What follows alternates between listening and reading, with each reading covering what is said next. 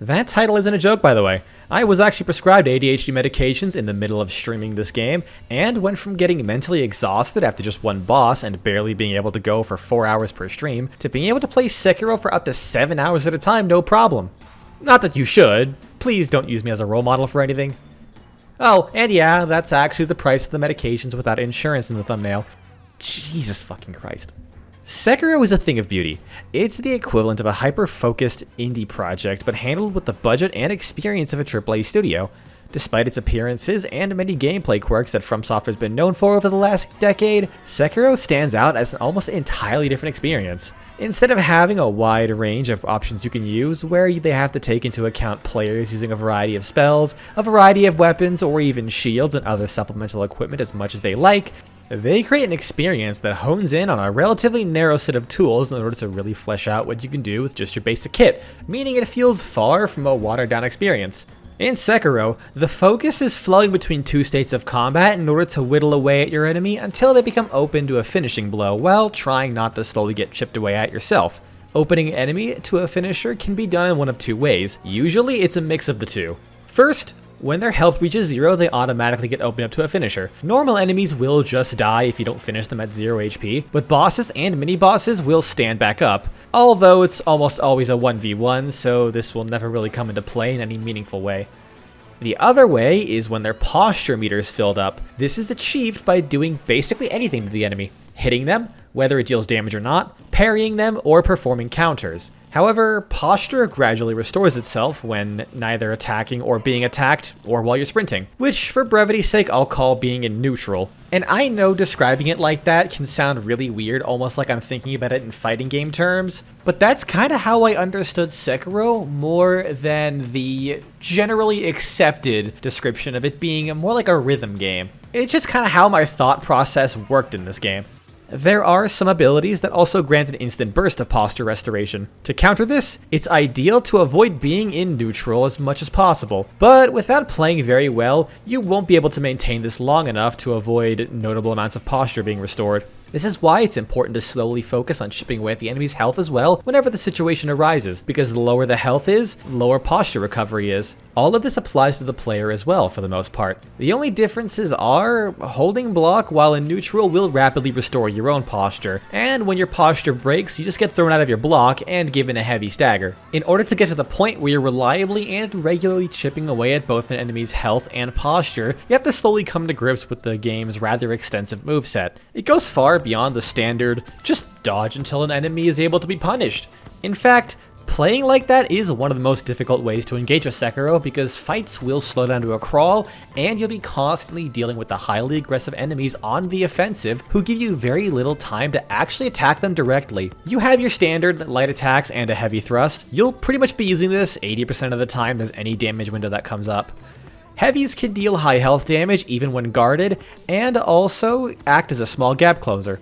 In addition to these standard attacks, you unlock combat arts which can be used to achieve a wide variety of effects, from giving you chip damage against enemy block as well as wide-ranging strikes, to high posture damage and heavy staggering attacks that also restore your own posture. They won't always come into play, largely due to their speed, but with a little creativity you can get a lot of use out of them in the niche situations they really excel at. The next most commonly used move in the game is the block. This is your lifeline in nearly every situation. By timing a block, you can perform a parry which builds reduced or no posture on yourself depending on the attack. It mitigates a number of special effects if applicable, and wears away at the enemy's posture. If you time a parry too early, you can still hold the block button to eat the attack. By default, you take no damage from a blocked attack. However, the stagger can vary to the point where your attack windows are shorter or non-existent, and you take notably more posture damage. There's also a more nuanced consequence where some combos only provide you an opening if the last attack in the combo is parried, either by the enemy performing an attack you can counter, or by having an increased recovery period. However, the block isn't 100% safe. Uncommonly, there are enemies that will deal chip damage through your block or even a parry, but at a reduced rate. There's also attacks which cannot be blocked or parried, known as perilous attacks.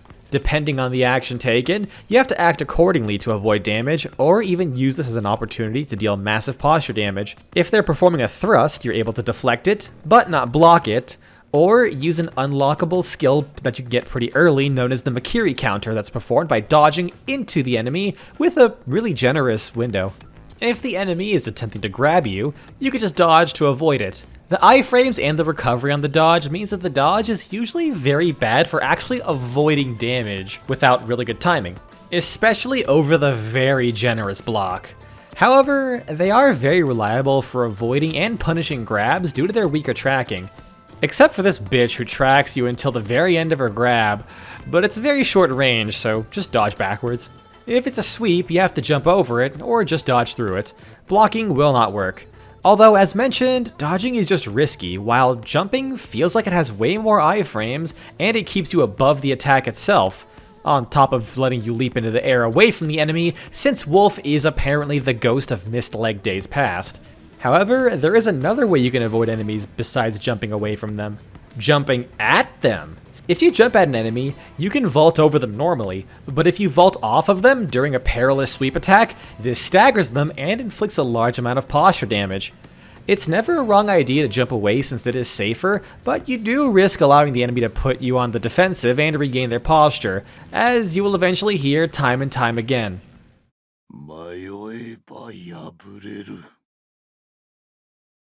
This one NPC succinctly puts the flow of the game into words. Sekiro is about doing, not waiting. Which leads me to explaining what I mean by the offense and defense states of combat now that we understand what tools we have are available. Enemies will generally try and block every hit you dish out, but they won't just endlessly block you until their posture is broken. While you're in the offensive state, they will eventually parry you and follow up with a quick attack to throw you off your game. These attacks may only need to be parried once, sometimes it's a couple of attacks, or even a whole flurry ending in a perilous attack. Your ultimate goal is to understand how enemies react when constantly attacked and react accordingly to make sure they, at the very least, never enter the neutral state to regain posture. But depending on the enemy, they might disengage and reset the combat state back to neutral, or even try to go on the offensive from there. If they do, coincidentally, you will now be on the defense.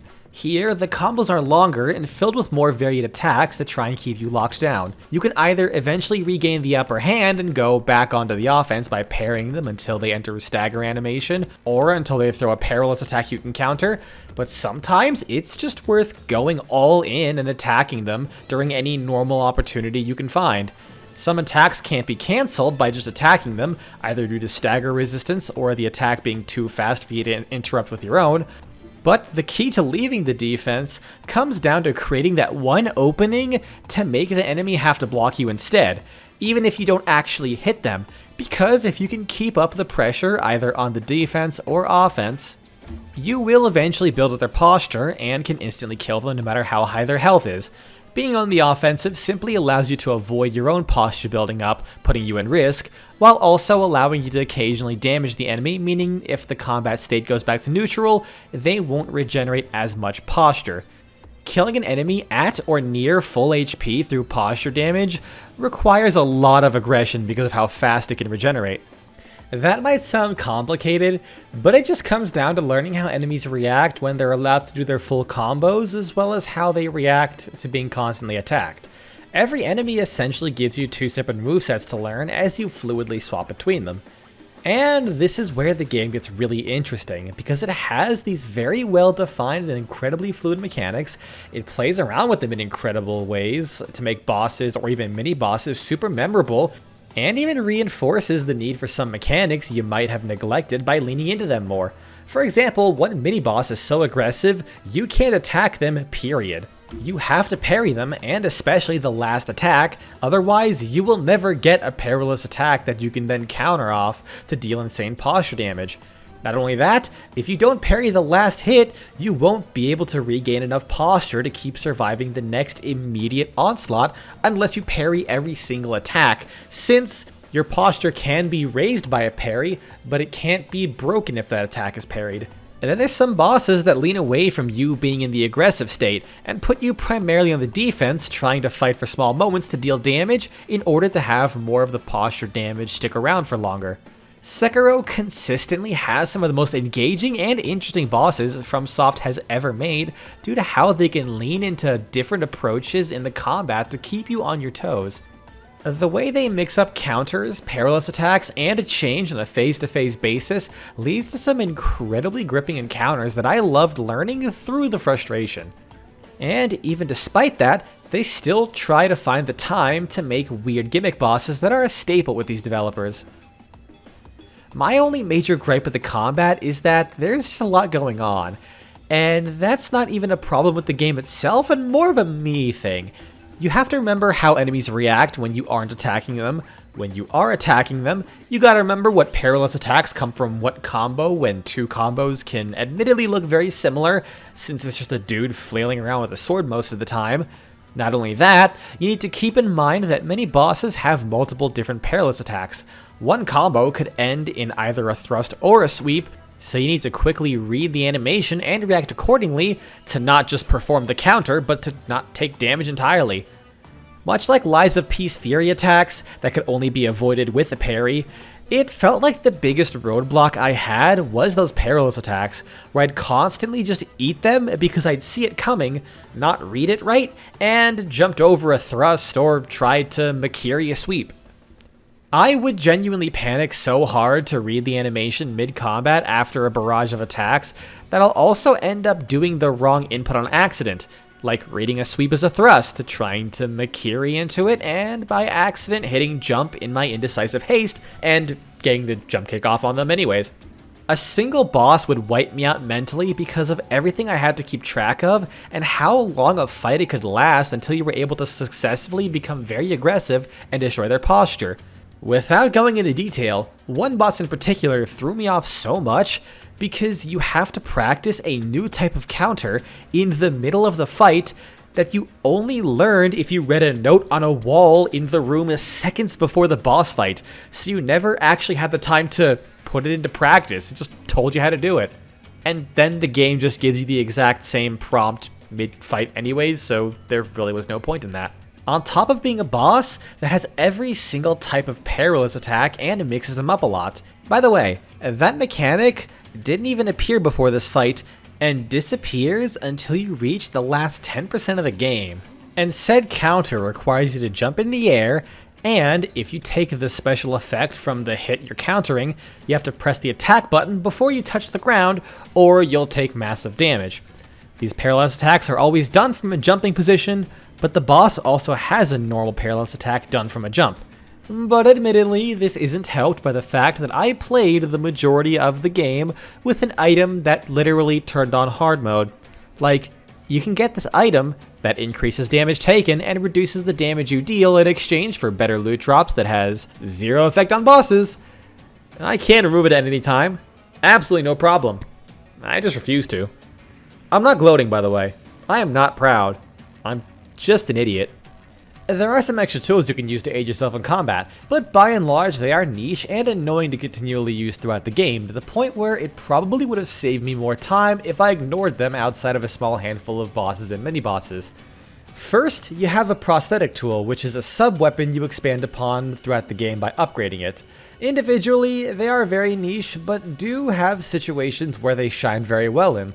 I won't go into all of them since there are quite a few, but some examples include the Shuriken, which does fuck all damage to most things, but can do quite well against faster and more airborne enemies since it's a fast projectile that deals increased damage to airborne targets.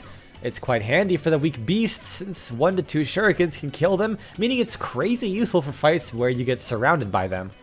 It also does damage, period, so it can delay an enemy from naturally regenerating posture or using an ability that instantly regenerates posture. The Firecracker is one of the more widely applicable prosthetics. Basically anything will get opened for one free hit, so if you get a moment to use it, it's more or less a guaranteed return to offense button. For beasts, it stuns them for so long as well. Flame Vent can build up fire damage that deals damage over time, but also prevents posture regeneration. The duration is so short that it barely matters, but when the fire status is applied, the enemy is stunned for longer than normal. Beasts especially seem to be way more susceptible to this and get stunned for a very long time on top of having very low buildup. For one boss in particular, I pretty much skipped the first phase by constantly using the charged Flame Vent. Then you have the Axe, a great brute force tool for dealing heavy posture damage no matter the cost. You gain so much stagger resistance that you can eat almost all of your health and damage and still get the attack off to interrupt the enemy and regain control of the situation. I have, at some point, used nearly every one of these prosthetics and their upgrades along the way to pretty good success. I would have tried to get more use out of them, but they just felt too annoying to focus on or experiment with. The reason being twofold. First, they cost a resource that is limited in overall quantity and how much you can hold per life. These are spirit emblems. They are dropped off any enemy and can be farmed infinitely this way, or they could be found in the world in a limited quantity as they don't respawn. By default, you can only hold 15 at a time with every death or rest at a shrine refilling them back to that amount, but only if you have spares stored up. The major reason this is annoying as all fuck is because some strategies could potentially work, but they're very inefficient in terms of spirit cost usage. For example, if you can't poison a mini-boss with a few hits of the poison sword prosthetic, there's literally no reason to use this because you'll eventually drain your entire stock after a few tries. Even if it costs your entire spirit emblem supply for that life, I think poison would be worth it, but the fact you will end up draining it 15 at a time while getting 1 to 2 from enemies about 30% of the time means you will eventually just have to farm enemies for them.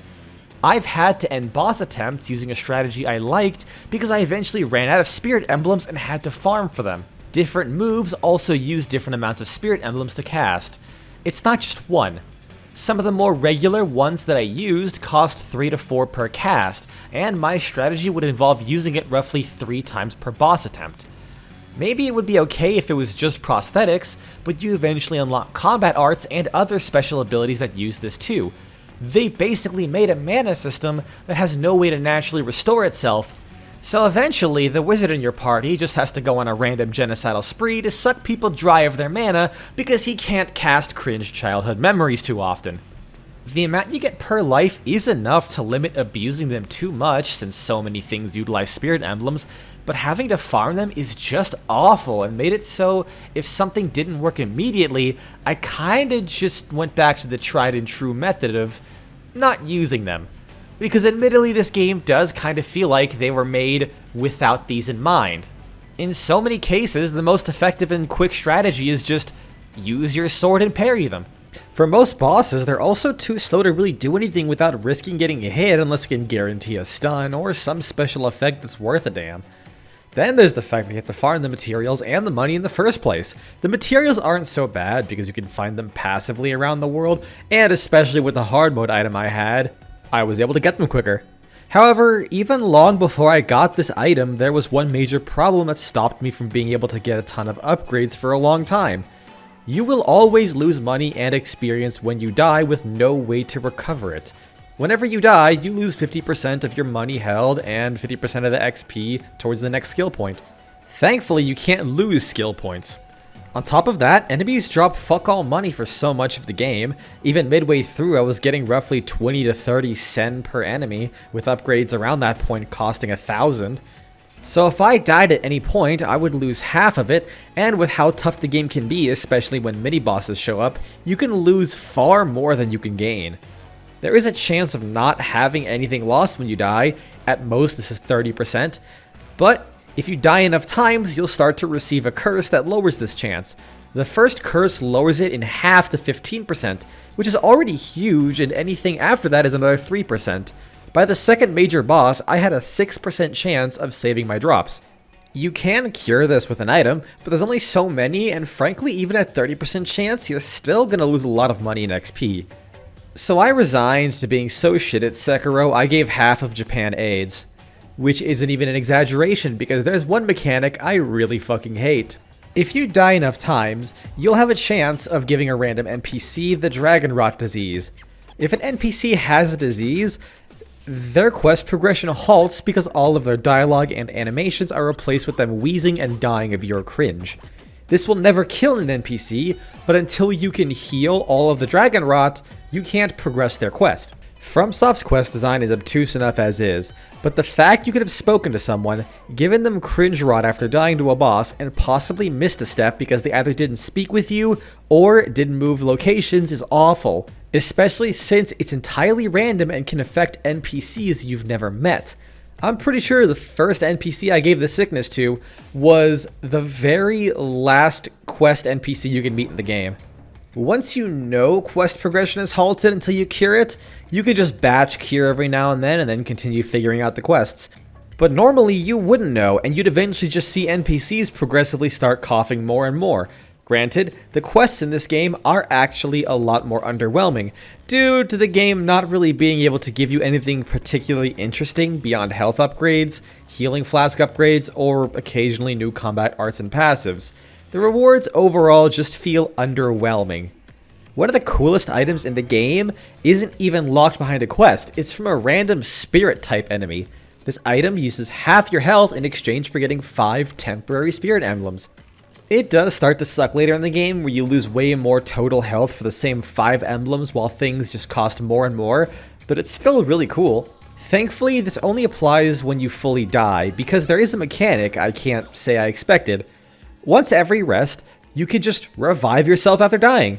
I guess because the game deals in very high damage, especially late game, so they do this to give you some leeway in case you're doing everything perfect until one mistake which leads you to dying instantly, which absolutely can happen.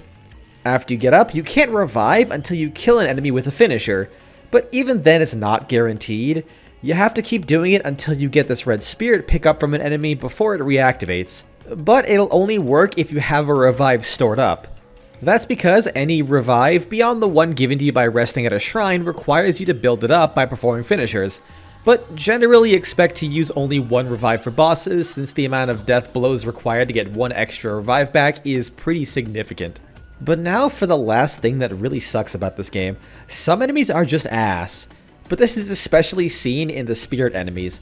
These guys barely get hurt by normal attacks, always build up a status effect called Terror that can instantly kill you once it maxes out, always do sizable chip damage even if you perfect parry, and one of them, which gets reused a lot as optional mini-bosses, also has an aura that prevents you from dodging and slows your run speed down by quite a bit. The only way to deal with them without tearing your hair out is to use Divine Confetti. This drastically increases the damage you deal to them, it can disable their auras, even if it's for an insubstantial length of time, all things considered. But most importantly, it allows you to avoid building up terror or taking chip damage if you parry them.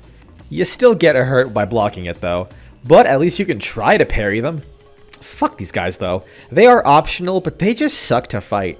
Arguably worse is these guys later in the game, who, once alerted, will immediately start building up a status called Enfeeble that never shows up in the game prior.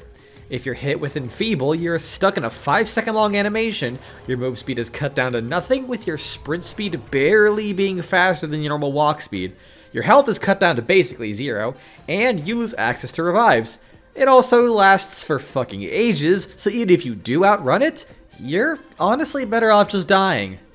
By the time you see these guys, you have enough skill points and prosthetic upgrades unlocked that deaths don't really matter much, especially since this is also the area you can farm a shitload of money and XP too, if, at this point of the game, you haven't given up on prosthetics entirely yet. What's funny is that I kept getting the release date of Dark Souls 3 and Sekiro mixed up, so when I was fighting these guys, I kept thinking to myself, man, I'm really glad FromSoft learned when making the Irithyll dungeon. But no, they actually just said, man, people had a lot of problems with the Irithyll dungeon. What if we did that but worse? I mean, with that said, I still kind of liked the place solely because of how much of a dick it was. But I also liked the Irithyll dungeon, so I'm just built wrong. There's also other nitpicks like ranged enemies not having any kind of tell when they're about to fire off screen and out of sight, and the enemies near the end of the game being really tough and heavy on the numbers. But those are very much design decisions trying to get you to engage with stealth.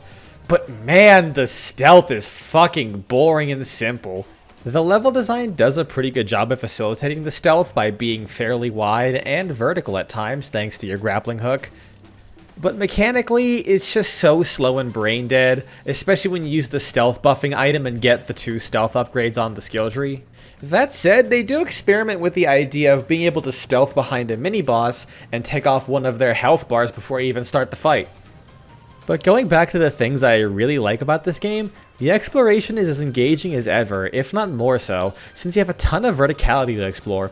Finding secrets is a lot more satisfying this time around because they are able to hide more things out in the open and expect you to figure out how to get to it yourself. I also quite like how one area is such a huge focal point for the game that once you reach it, you then start branching out from there rather than the branching paths all being connected to the main safe location of the game. That said, in some places, the architecture is perhaps a bit too real, because everything looked the goddamn same and made navigating a pain in the ass. But despite that, the game just looks and sounds fantastic. The areas might lack a little visual variety in places, but they're still beautiful, and while being par for the course in what you'd expect from a game set in Sengoku-era Japan, still manages to throw some really cool ideas at you.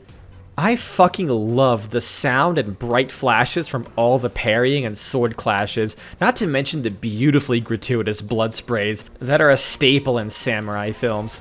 So that's Sekiro. Just one big samurai film that you can play. It's another one of those games I'd consider close to perfect. Not that it has absolutely no room for improvement, but all things considered, I see what it's trying to do and feel it does that one thing with such grace that it pretty much did it as well as anything you reasonably could. Admittedly, I don't know if I want a Sekiro 2. This was such a hyper-focused experience that I'm afraid a sequel will outstay its welcome without going in a completely different direction. Which is my excuse to say this game exhausted me so much just playing it that I don't know if I want to subject myself to that level of intense focus again.